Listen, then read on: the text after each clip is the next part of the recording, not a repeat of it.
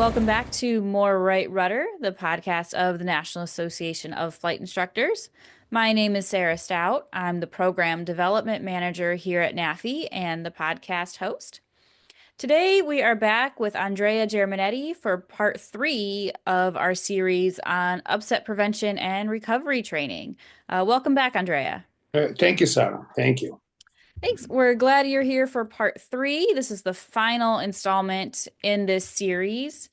And this one is about guidelines for flight instructors and the things they can take away from this type of training to carry on into their day-to-day training with their customers. Exactly. Yeah. We're trying to build some sort of a framework for all our CFIs to follow and sort of standardize the message that has to come out when you deliver a UPRT training. So hopefully it's going to be of some help, and we'll see the feedbacks. All right, great. So let's go ahead and jump into it. What all are we going to talk about today? Kind of your outline. Yeah. So basically, we're going to talk about the fundamental role of the instructor. That's a central role in this kind of training. And basically, we would like to introduce elements of threat and error management, and talk about scenarios that should be replicated on the aircraft. We are talking here about on-aircraft UPRT, so we are not talking about simulator UPRT at the moment. And very important is try and keep a good focus on general principles and techniques that can be applied to every aircraft. So it has not to be type specific. So we can deliver a training that can be transferred to any sort of aircraft we are utilizing. And we highlight the importance of the ICAO manuals and training aids that should be followed, especially when we are delivering advanced UPRT that will be transferred onto the jet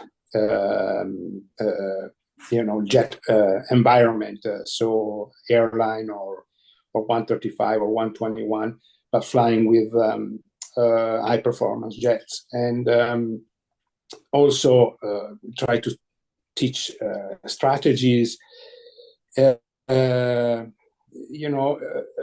highlighting the importance of the theoretical part of the UPRT program that should be delivered systematically with a nice briefing just before jumping into the aircraft. So the importance of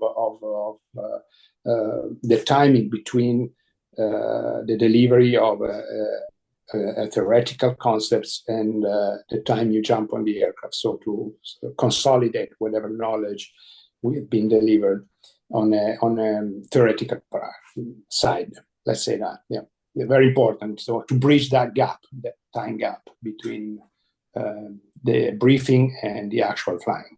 Mm-hmm. Those are the main guidelines, and then a lot of other highlights later on. Yeah, basically. Yeah, so I really like that last one in particular, making sure you're doing the ground knowledge and the practical application within a timely manner, because that can really help just distill it and kind of crystallize those ground knowledge topics, because they might make sense on paper, but then when you actually see them apply, that might actually be a little bit different. Yes, and so what we usually do is deliver a course, a theoretical knowledge course, which is usually 5-6 hours. But then when we schedule our flight lessons, we follow a checklist with many maneuvers, included in the checklist. And for each maneuvers, we deliver a short briefing. So every mission we do and practice, go and practice 5 to 10 items in the checklist, and we just discuss it before jumping in the aircraft. And that seems to be working well based on the feedbacks of the students or the pilots that we've been training. All right, let's move on. You mentioned that there are some important highlights. Yeah, good highlights of the course. So basically, we need to highlight the concepts of resilience, which is one of the main attributes we like to reinforce in during the training. So building competencies, building confidence, and enhancing resilience is one of the main things we are aiming when we deliver UPRT training. Um, Strategies are very important. Develop correct strategies for the training. We have to understand who we are catering the course to. Is it seasoned pilot who's flying already on corporates, or an airline pilot, or someone that is just working towards these ratings and is starting his career, or just someone who wants to improve their knowledge and is not going to fly a jet, but is going to fly his Piper Arrow or his Cirrus aircraft. So those strategies need to be tailored. The instructor should be very careful in advising that many of those maneuvers will require counterintuitive actions, and that is explained in every maneuver we go practice, especially when we are talking about nose down or negative attitudes maneuvers. So counterintuitive actions are very important to highlight. Scanning techniques are very important, especially if we are delivering the training to an instrument-rated pilot. We talk about G awareness. We talk about positive and negative G loading. So very important, considering that when we deliver UPRT, if we try to transfer this knowledge onto the 121 world or 135, we need to keep any maneuver within a maximum of 2.5 Gs, positive Gs, during the recoveries, because those are the structural limitations of those kind of aircrafts. Therefore, it would be useless to go and practice a recovery and pull 5 Gs out of a nose down maneuver if you have to do it and replicate that on an airliner. So that's the awareness of G awareness is very important. Something that we cannot develop in the simulator, but you have to do it in the aircraft. Mm-hmm.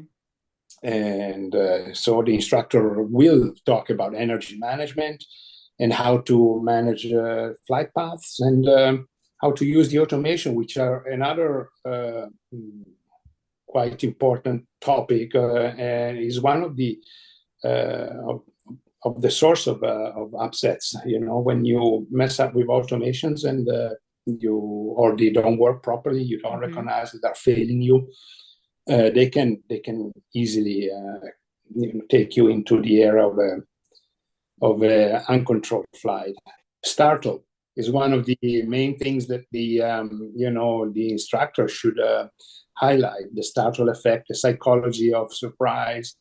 Those are very important human factor highlights that we discuss during the training. It's all about building resilience, because once you experience this kind of once you're faced with this kind of events, they leave you, they throw you off balance. And if you are resilient, if you have trained to control these kind of reactions, then it will be a little bit easier to regain control and reacquire control of the aircraft and just apply the correct strategies and the correct maneuvers. So, Right. this is one of the main building blocks of learning. It doesn't have to be dramatic. One of the most enlightening scenarios I've seen was during the sim session where flying a RMPAR approach into Kathmandu, who has a very particular approach, inside the valley. Hmm. And unfortunately, the two of the trainers, they didn't realize that the autopilot had disconnected. Cool. And it wasn't until the situation really got scary that they realized that they didn't have an autopilot. Nobody No one's was flying the flying. airplane. Nobody was flying it, and it was not at all, a violent event or nothing. Just sometimes it happens. Right. Yeah, yeah, Yeah. Being aware at all times. And I like the discussion you have coming up on the next slide with the G awareness, and kind of going back to, some of our initial highlights in the earlier segments of this series, that even though the UPRT training is frequently done in very capable aerobatic aircraft, that's yeah, not what our goal is. So, we even may be going out in an aircraft that can do those 5Gs all day long, but the training isn't to do that. That yeah. aerobatics a whole different thought process. And so that G awareness and keeping it within the limitations of the aircraft that pilot is going to be flying is a critical component here. Yeah, it is, and it's a very good point that you made. We utilize aerobatic aircraft because we want an extra buffer area of Mhm. safety. Because when you're practicing these maneuvers, it can happen that you have to recover as an instructor, recover some botch maneuvers from the student, or sometimes your botch maneuvers. I mean, it doesn't always have to be the student. So you want this extra safety margin. But the point is that whatever we do, we have to do it in a standardized way, respecting those limitations, structural limitations, because we don't want to. We actually want to avoid any sort of negative transfer. So we don't want to Mhm. students to practice recoveries with IG's maneuvers that they're not going to be useful. Actually, they're going to be detrimental to the safety of the flight at a later stage. And unfortunately, in the simulator, is something you can't do. You can do it in the Right. aircraft, but a nice, sturdy aerobatic aircraft is what we would like to use when we deliver UPRT training. Yeah, and that makes sense to have that extra buffer. And that's what we do day to day as instructors, anyways, thinking of, wind limitations when you're teaching someone crosswind landings. Like, right, you're not going to go out, on a day that's going to be towards the limits of the airplane. You're going to build in, that buffer and That go out on a buffer, lighter wind day. So you have that buffer, the airplane's capable. So even if the applicant or the learner struggles a bit, you have that margin to step yes, in and correct and know that the aircraft's capable. it is very important. We like sturdy aircrafts. Yeah, I can imagine. Yeah. Uh, all right. So the next highlight we have coming up here is building confidence and competencies, because I can only imagine that the maneuvers you're doing out there are quite different than what we experience as flight instructors just in our day-to-day duties and within the limitations of our typical training aircraft, like you mentioned your Warriors or Arrows Yeah. 172s and such. Yeah, basically, one important concept is exposure. So when we have the students experiencing new attitudes, we expose them to a sort of an all attitude. So they don't limit themselves to a 45 degrees of bank or 25 degrees of pitch up and then nose down. We expose them to something new. This exposure builds confidence in them. So when they see the second time an unusual attitude that is developing into an upset, they feel more confident that they recognize the situation and they can apply the correct maneuver. The more you do it, the more you see these kind of scenarios. And the important is also to build scenarios that are realistic. The usual scenario is replicate some wind shear or some wake turbulence or an autopilot that's disconnected and slowly the aircraft is just entering a spiral and you don't realize it. So realistic scenarios and experiencing and exposing the student to these scenarios and attitudes, it will foster confidence and then they slowly build their competencies, which are the framework where we like to deliver the training, and ultimately they are become more resilient pilots, which is what we need, especially because we are dealing with startle effects, we are dealing with surprise. An upset is something that happens all of a sudden and is unexpected and is something that we are not waiting for it to happen. Therefore, resilience is very important. It's a quality that is incredibly important for pilots to have when you're facing an upset and you're dealing with recovering from an upset. It's more of the psychological side. The maneuver side, the skill, the basic muscular skills, maneuvers are something that become almost automatic. They're much easier. The difficult part is the psychology and the human factor side of it. Yeah, Maneuver and is not so complicated. right. And so over time, as you're talking about developing these scenarios, in your experience, has the scenarios trended to it maybe having not a sole focus, but like a heavier focus or a greater portion of it on those automation failures or automation mismanagement? Because as I just think of the aircraft I started flying in, and the trainers. I did an NDB approach on my instrument check ride, and I had dual Garmin 430s in the airplane, but that was it.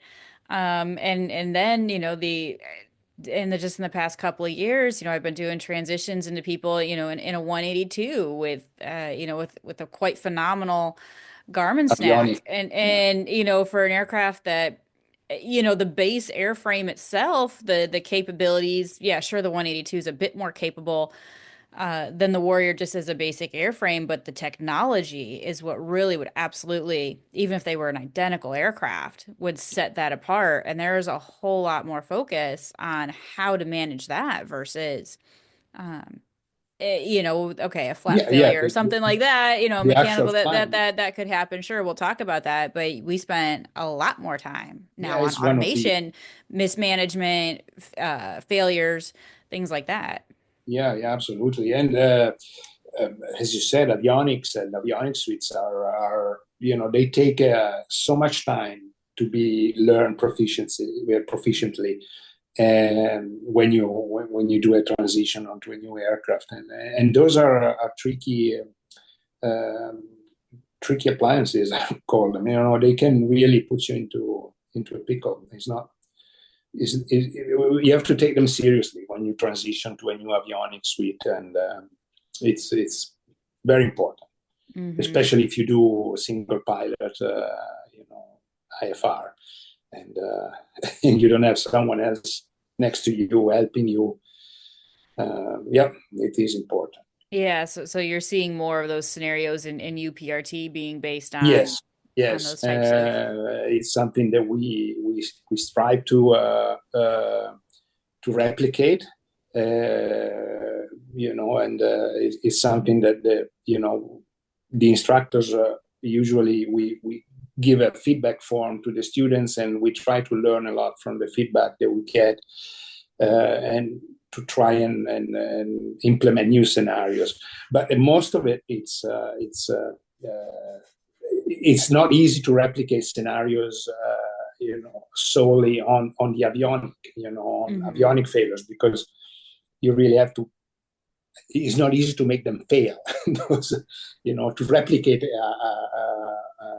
a failure on those avionics. Anyway, Right, yeah, you'd have to be like a manual runaway trim, pulling back yes, on the exactly. stick or something and letting them, Yeah, try to figure out, okay, what are we replicating here? yeah.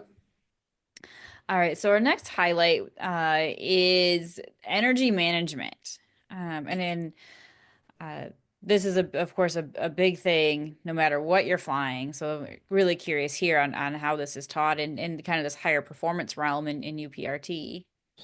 Yeah, so energy management, basically the role of the instructor here is to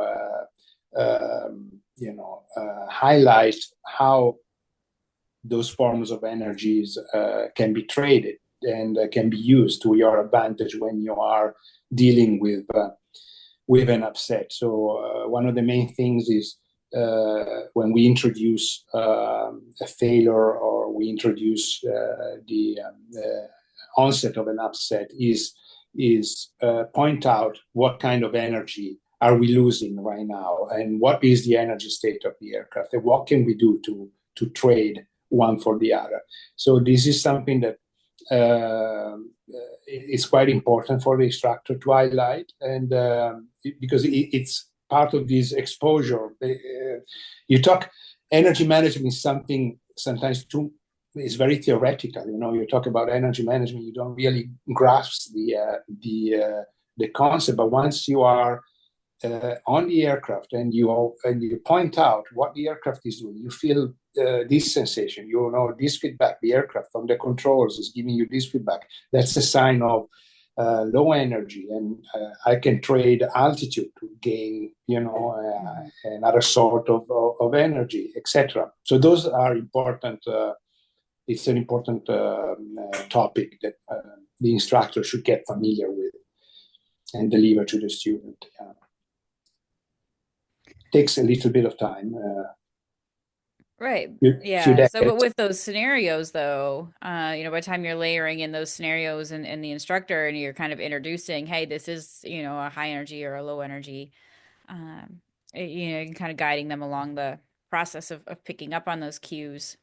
Yeah. You just have to point them out in the right direction, and at the end, what is important? We were talking about briefing before. What is very important is also at the end of the flight the debrief, and so take those 10-15 minutes to see if those highlights were actually acquired, and because sometimes is the instructor faults that things are not learned in the proper way, because sometimes a distraction comes in during when you're demonstrating a maneuver or something, and you forget to highlight certain things. And so at the end, if using this checklist, you go through the items and the maneuvers, it's easy to understand. Okay, but this I didn't teach this properly. Let's do it again because the student didn't retain the information I wanted to convey. And that's another good thing that we need to do, which is debriefings. Yeah, debriefings are always critical. So the next thing we have here in our highlights is our strategies and teaching the correct control inputs. This will tie right into your counterintuitive actions Yeah. as well, because of course we're all trained to do certain things in certain scenarios. Uh, but most of my training, we haven't been, again, your typical training fleet, you can only experience so wide of an envelope. Yeah. Um, Develop strategies is very important, and this ties into the counterintuitive action. So the big word is push, and push means that one of the main action, the first action we do when we have to recover from an upset, is to slightly push on the control on the stick or on the yoke. And it doesn't matter which way you're turned around, this will lower your angle of attack, will create a nice buffer between your current angle of attack and the critical angle of attack. And that is very important because we want that buffer, and we want that buffer because we need to roll and reorient our lift vector towards the sky. If the wing is stalled, we cannot use any roll moment. I mean, we lose any sort of maneuverability.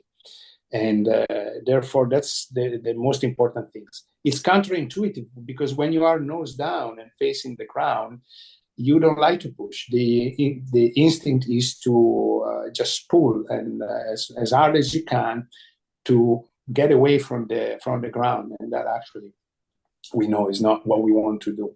So counterintuitive is basically try and teach to these to the pilots, to the students that you need to be patient, you need to be systematic when you do a recovery maneuver, and you have to follow a script. And this script will keep you safe, will keep you within the boundaries of what you need to do. And so it's very important that we highlight the correct manual control inputs, which sometimes is counterintuitive. The other thing is, especially when you fly bigger aircrafts, is the use of the full extent of the flight controls, which is a little bit odd on if you're flying a general aviation aircraft, because we usually don't go full controls. We don't use full rudder, or we don't use full stick. Therefore, when you are flying at a high altitude environment and the density is different and the response, the maneuverability of the aircraft is different, sometimes you really need to use the full extent of your flight controls. This is one of the issues that we highlight. And also the use of power or thrust, which can be counterintuitive. In nose-eye upsets, one of the main and most important things first is usually, you reduce your angle of attack, but is the control of your power settings. And you don't want your power on, even if, you think that you need power to regain more energy, but that's detrimental because that's, counteracting the effect of you lowering the nose, especially if you have, engines on the wings, or if you are flying a twin engine, or that the thrust vector combines differently, so it gives a pitch up moment. So those kind of things that are can be counterintuitive. You take the students, you take the pilots up, and you point out, you do the maneuvers in a way that you do it in a not applying the counterintuitive control, and then the next one is applying those inputs in the proper way and see the difference. And you can show them the difference pretty quickly because they are side by side, basically, couple of minutes from one another.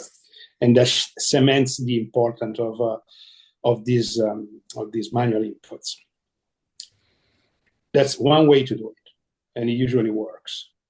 Now, one thing I noticed you said in there throughout these maneuvers is encouraging the learner to be patient. And Yes. so, but patient here, that's a relative term. We still don't have a lot of time to make No. these corrections. So, by patient, we may mean more methodical than Yes. It's you like have when you time to like sit there and scratch your head and think about it. And, you got to get through it, but don't, get through it, but Yeah, don't absolutely. rush it. Because absolutely. But it's like when you start learning instrument flying, you need to be patient. That doesn't mean that you have to sit there for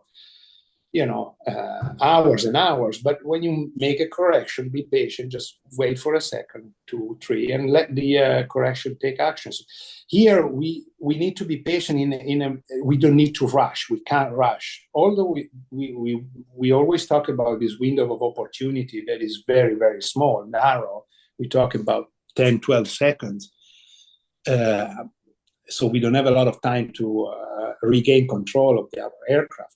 But still, if we start rushing and doing things that are not don't follow the proper sequence, then we're just throwing away precious seconds, and we are just aggravating the situation. So yes, be patient, and that patient, I think, is cemented with with resilience. I mean, if you're resilient, you take a second or two to get rid of your startle, of the surprise effect, And then your training kicks in, your brain sort of knows exactly from now on what has to be done, and it does it methodically, so without rushing.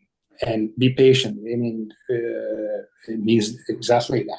I mean, don't Yeah, so rush. so patient within your, 10, 12 second Yeah, range, but it's not a, like I said, there's the steps to follow, and if you're trained to do those in that order within that time frame after your startle, that being patient is trained into that resilience and yes, doing it within that time.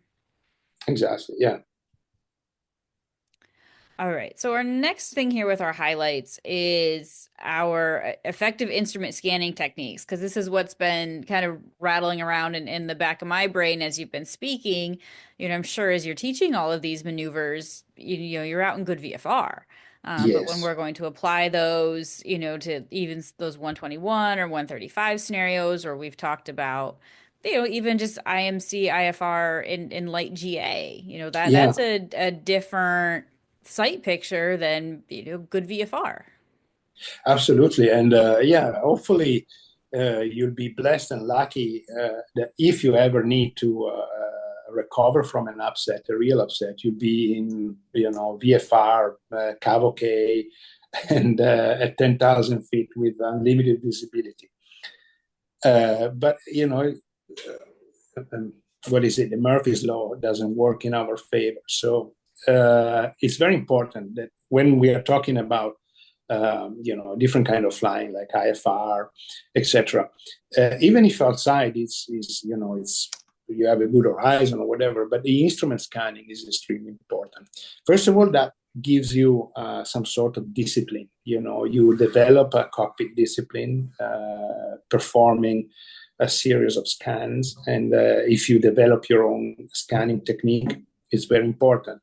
So don't just sit there, even if it's in cruise and it's quite boring, and just keep an eye on the instruments.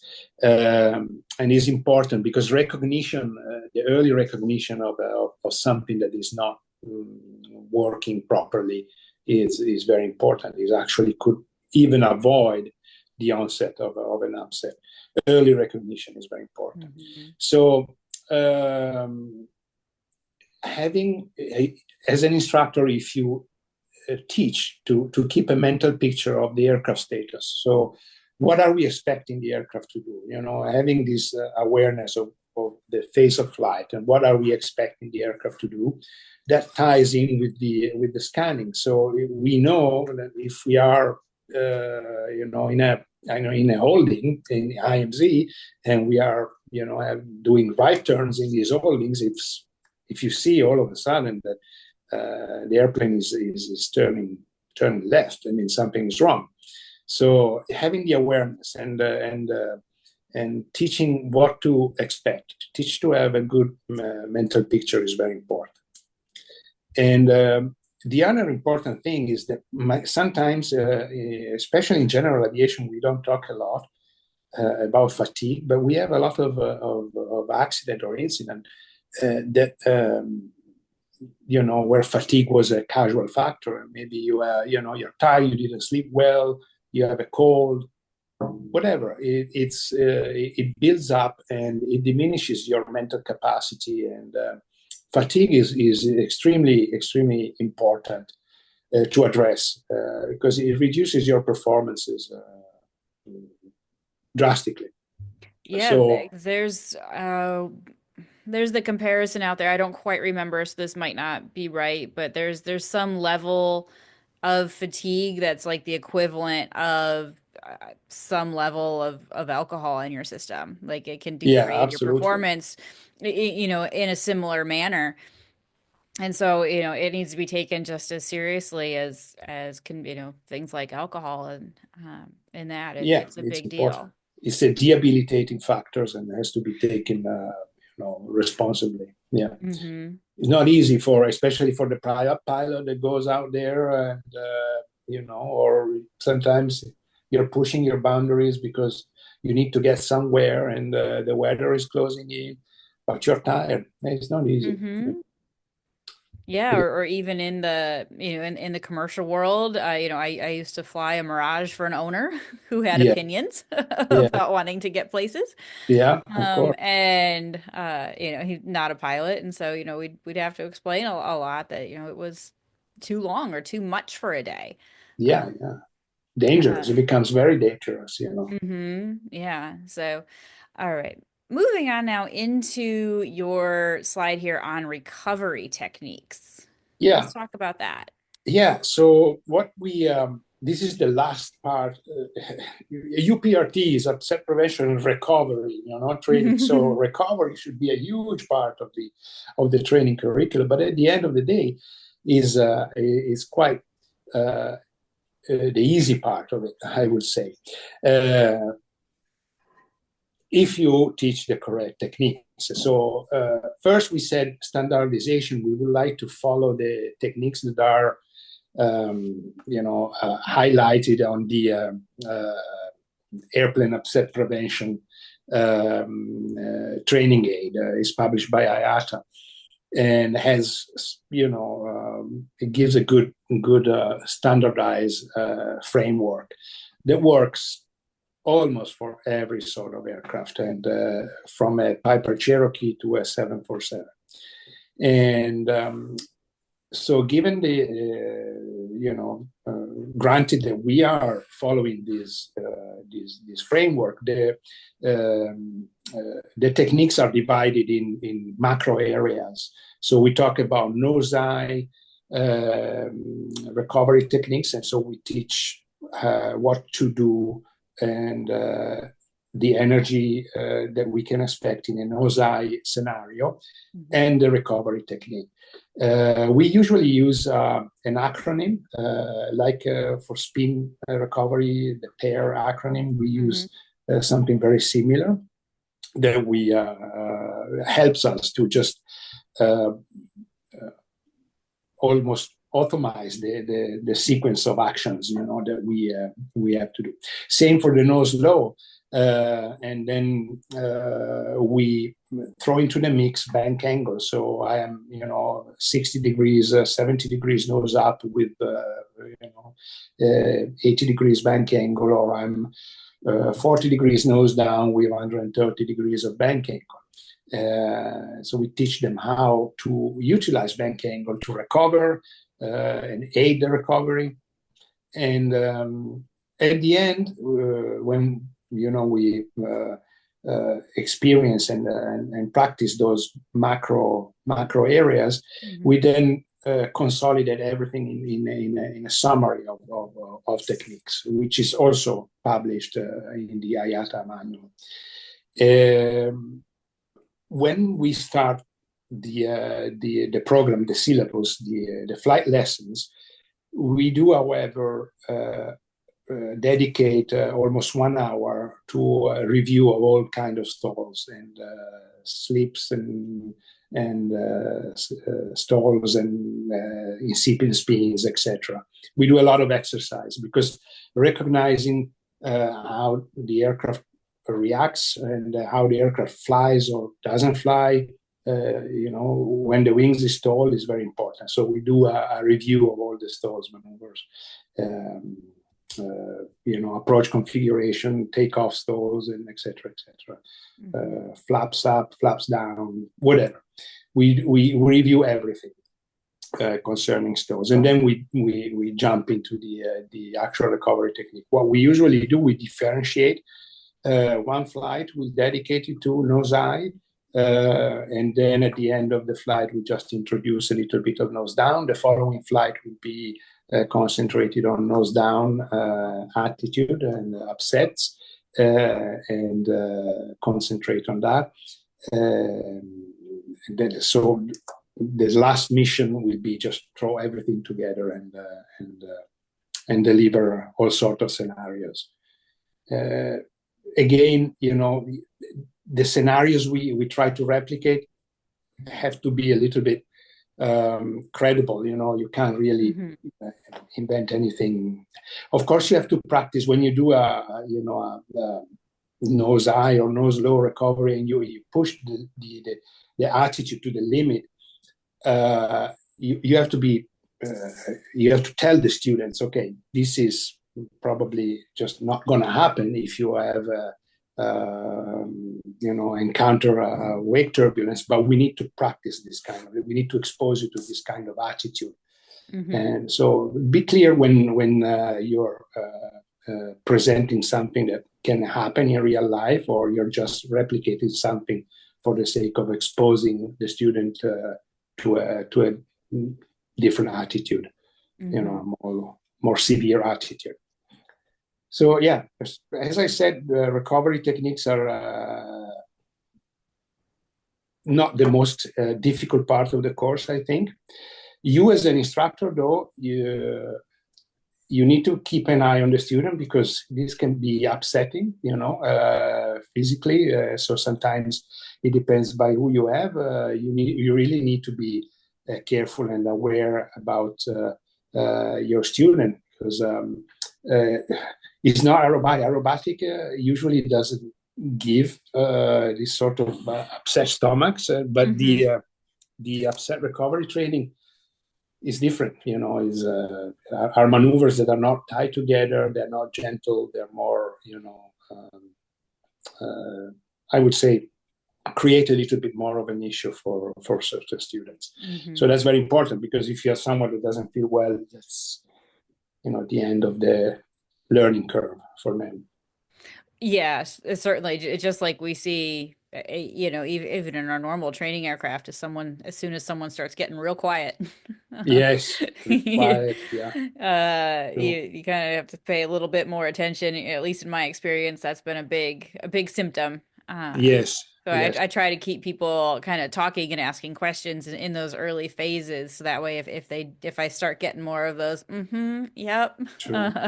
or just no responses at all, that can be, at least I've found that's a pretty reliable hint that they're starting to not feel Sure. so great. And then what about like for these techniques in this recovery phase? How do they handle that? Can they kind of step into it slower and move kind of from less to more Yes. dramatic for folks who want to get there, but would maybe prefer it be like Yes, a slower absolutely. And, scale? and that's very important. You as an instructor, you need to scout what your students is up to, what he or she really wants to get out of the training session. So you can start in small steps. You don't have to go and start those.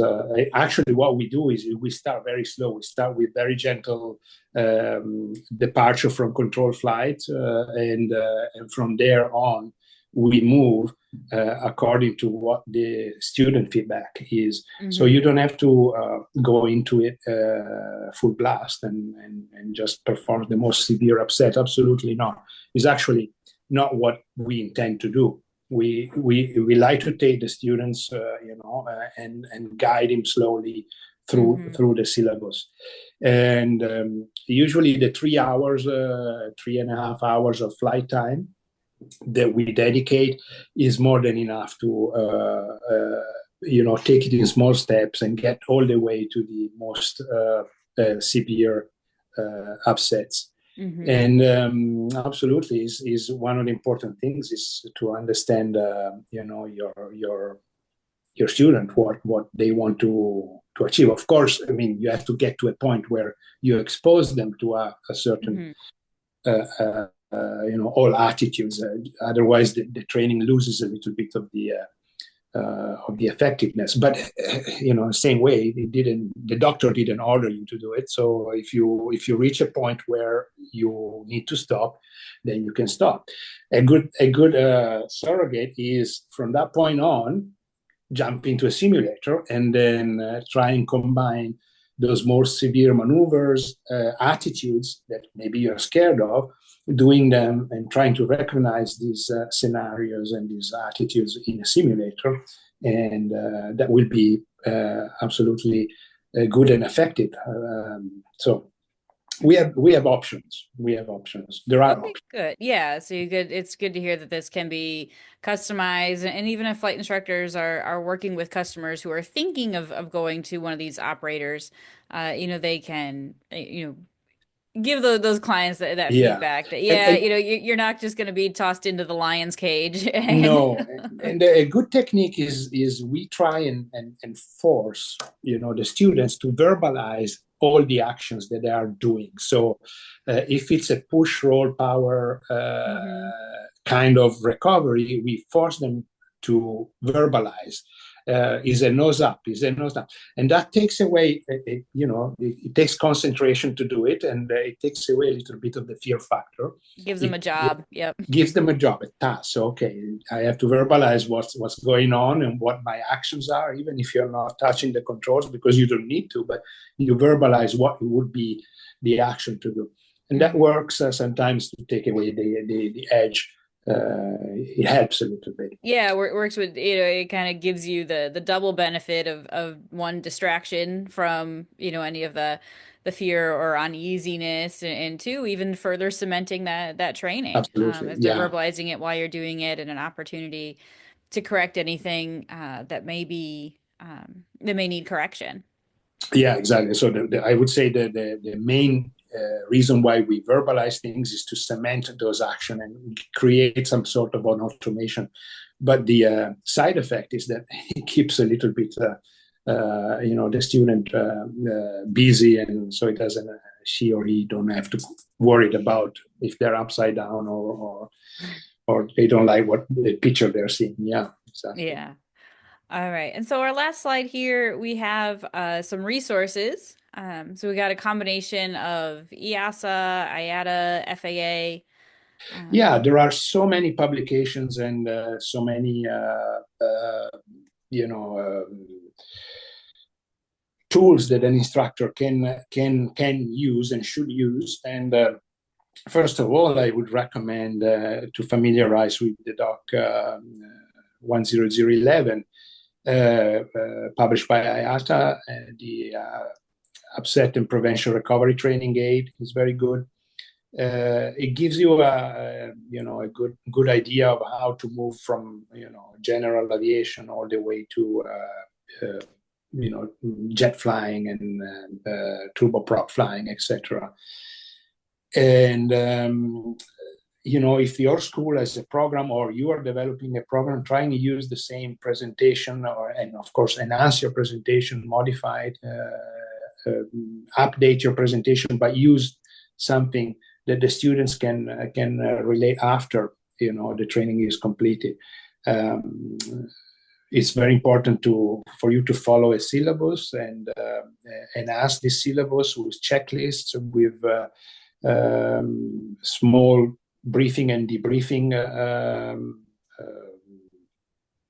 booklets, and trying to follow the training manual as much as you can. We do deliver a knowledge test just to see if the which is nothing is graded in the course, because it's mhm. not like they're going to take a check, right? It's not graded, but maybe it's one of the most important grades they should achieve in the course of their flying career.